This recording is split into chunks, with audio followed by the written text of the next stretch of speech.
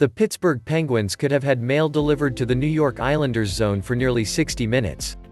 Despite more than doubling New York's shot total and greatly outchancing New York, the Penguins lost another third-period lead, and the deafening PPG Paints Arena crowd had to wait for a conclusion.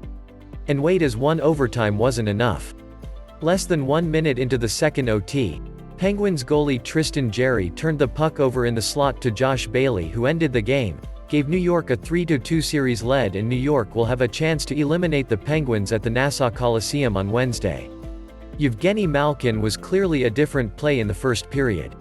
The soft-kneed center gritted through the last 2 games but had that explosive spring in his step Monday night. Malkin garnered a couple of takeaways and helped the Penguins tilt the ice for most of the first period.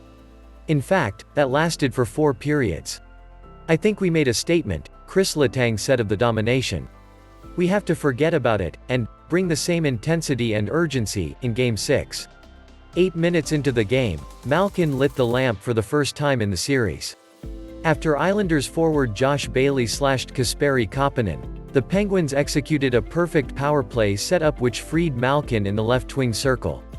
He took a big tide and ripped a top corner wrist shot past New York goalie Ilya Sorokin. The Penguins dominated the first 18 minutes of the first period. However, the Islanders took advantage of Jake Guentzel, who cycled high in the offensive zone to cover Kris Letang.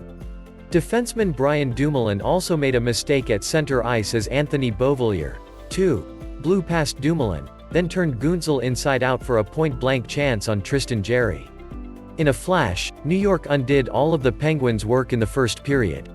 There was also a statistical oddity in the first period. The Pittsburgh Penguins outhit New York, 19-17, and did it with a vast majority of the puck possession. The PPG Paints Arena crowd was in vintage form on Monday. With every hit, every big moment, the place erupted. The Penguins fed off the crowd and added their own desperation for a thoroughly dominating second period. Through the first 17 minutes, the Penguins outshot New York 21-1.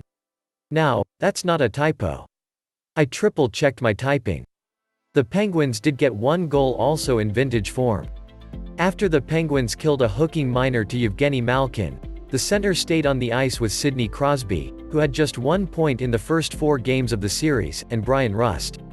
For a moment, the two-headed monster was reborn.